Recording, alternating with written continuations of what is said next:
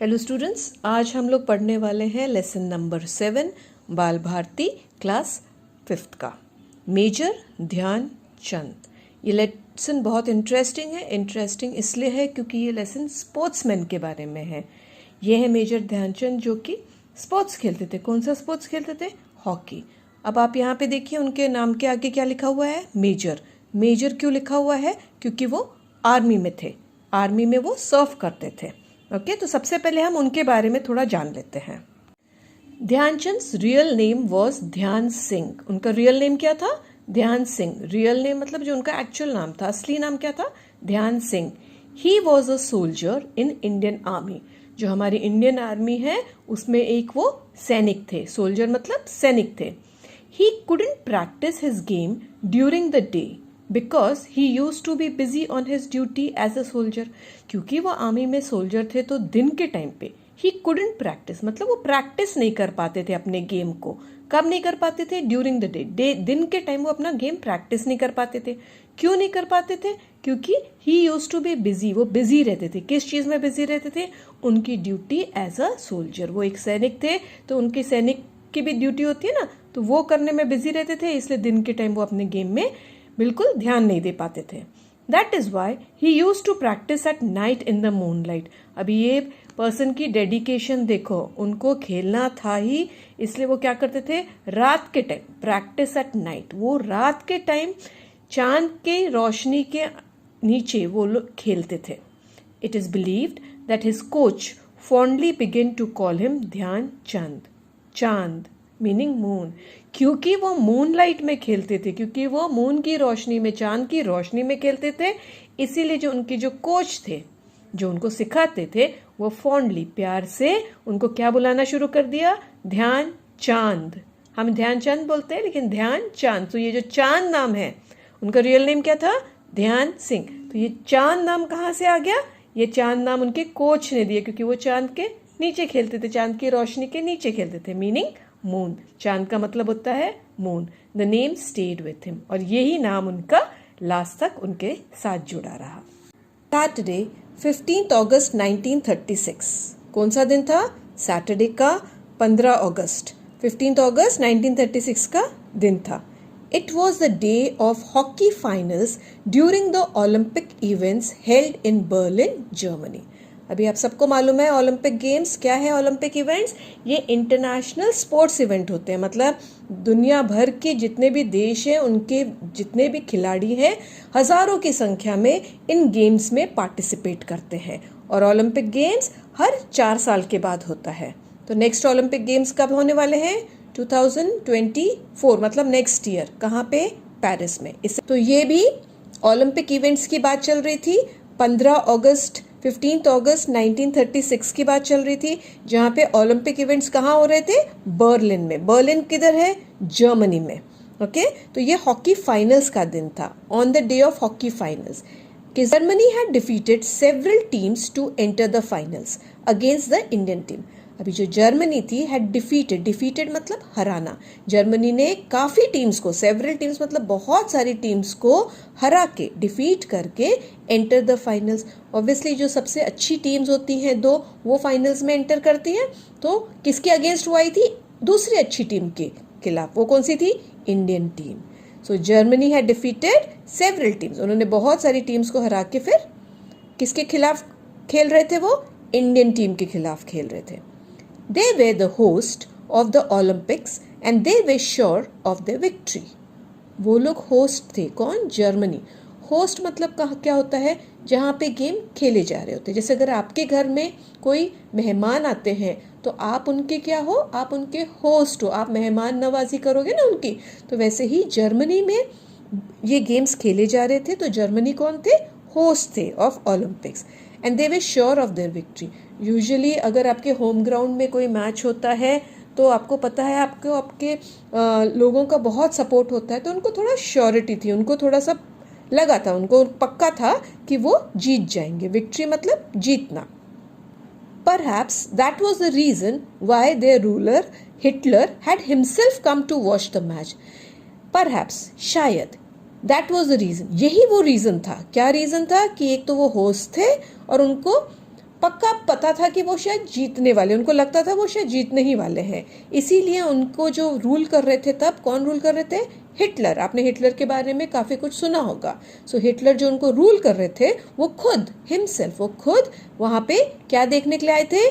Match देखने के लिए आए थे। Watch the match. कौन सा मैच? जो फाइनल्स होने वाला था जर्मनी और इंडिया के बीच में। All the day before it had rained heavily. All the day before मतलब एक दिन पहले। इट हैड रेन्ड हेविली, पूरे दिन बारिश हुई थी और बहुत तेज बारिश हुई थी। The entire field had become water log.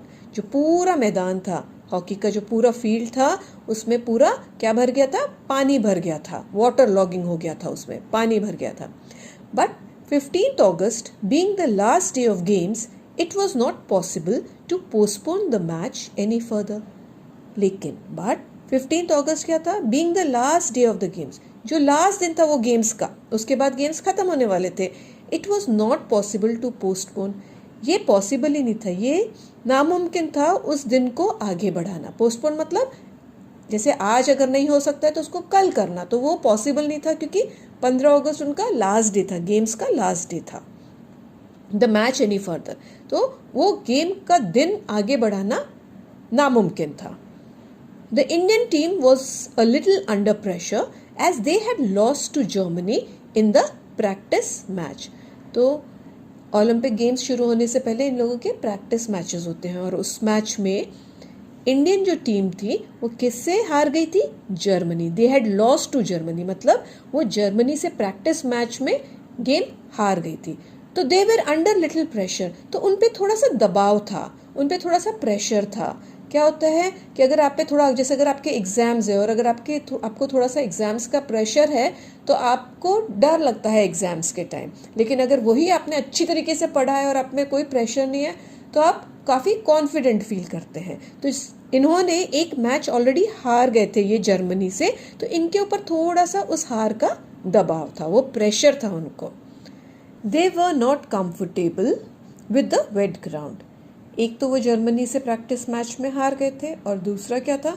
वो जो गीला जो ग्राउंड था, जो गीला जो मैदान हो गया था वाटर लॉगिंग की वजह से, उसकी वजह से वो थोड़ा कंफर्टेबल नहीं फील कर रहे थे। About 40,000 people had gathered in the hockey stadium to cheer Germany against India. 40,000 लोग कहाँ पे जमा हो गए थे? गैदर्ड मतलब जमा हो गए थे। कहाँ जमा हो गए थे? इन the hockey stadium. Hockey stadium में जमा हो गए थे। किस लिए जमा हो गए थे? To cheer Germany against India. 40,000 लोग जर्मनी को चीयर करने के लिए आ गए थे, मतलब जर्मनी का प्रोत्साहन बढ़ाने के लिए आ गए थे। जैसे अगर हमारे इंडिया में अगर कोई मैच होता है इंडिया और किसी और कंट्री के बीच में, तो हम लोग आ जाते हैं ना, हम लोग अपने टीम को सपोर्ट करेंगे, वैसे ही जर्मनी वाले अपनी टीम को सपोर्ट करने के लिए आ गए थे। The Maharaja of Baroda state, the Prince of Bhopal and a few other Indians had also come to support the Indian team. तो इंडिया को भी सपोर्ट करने के लिए कौन कौन आए थे? The Maharaja of Baroda state के महाराज आए थे, the Prince of Bhopal and few other Indians, कुछ और इंडियंस भी आए थे महाराज ऑफ बड़ौदा और प्रिंस ऑफ भोपाल के साथ to support the India team. तो हमारी टीम को भी चीयर करने के लिए या सपोर्ट करने के लिए कुछ लोग आए थे। The match started exactly at 11 AM। जो मैच था जर्मनी और इंडिया के बीच में एग्जैक्टली कितने बजे शुरू हो गया? 11 बजे AM मॉर्निंग में। The German team had adopted a novel strategy of using the Indian technique of short distance passes against the Indian team itself. अभी आप इसको ध्यान से समझिए, जो जर्मन की जो टीम थी उन्होंने किस चीज़ को अडॉप्ट किया, किस चीज़ को अपना लिया? उन्होंने एक नई तरीके की रणनीति अपनाई। स्ट्रैटेजी मतलब एक तरीका, एक रणनीति, एक योजना। क्या किया उन्होंने?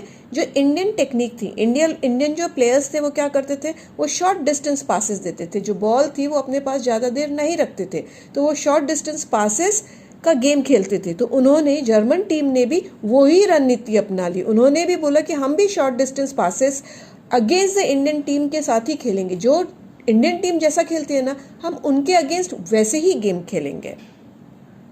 दे had resorted to a very aggressive play. उन्होंने किस चीज़ का सहारा लिया? रिसोर्टेड मतलब सहारा लेना। किस चीज़ का सहारा लेना? Aggressive play. एग्रेसिव मतलब बहुत आक्रामक, एकदम दूसरे के ऊपर एकदम अटैक करना, बहुत आक्रामक गेम का उन्होंने सहारा लिया। The Indian team was offering N equally strong resistance. अभी ये जर्मनी की टीम जितने भी एग्रेसिवली प्ले कर रहे थे, जितने भी आक्रामक गेम खेल रहे थे, हमारी इंडियन टीम भी कम नहीं थी और उन्होंने भी इक्वल स्ट्रॉन्ग, बहुत स्ट्रांगली उन्होंने भी उसका विरोध किया, प्रतिरोध किया, उनको स्टॉप करने का कोशिश किया। No team could make a goal during the first half an hour. तो दोनों टीम्स इतना अच्छा खेल रही थी कि दोनों में से कोई भी टीम पहले हाफ में एक भी गोल नहीं बना सका। During the first half an our, पहले हाफ एन आवर में एक भी टीम कोई भी गोल नहीं कर सकी। During the 32nd minute, Roop Singh scored the first goal, hitting the ball towards the goal post from a difficult angle. So, जो रूप सिंह प्लेयर थे उन्होंने फर्स्ट गोल स्कोर किया। कब किया? 32nd मिनट में उनका फर्स्ट गोल आया। हिटिंग द बॉल, जो बॉल था उसको कहाँ पे उन्होंने हिट किया? गोल पोस्ट पे हिट किया। फ्रॉम अ डिफिकल्ट एंगल, एक काफ़ी डिफिकल्ट एंगल से उन्होंने वो गोल किया था। स्टूडेंट्स, पार्ट 2 में हम बाकी का लेसन पूरा कंप्लीट करेंगे। Thank you.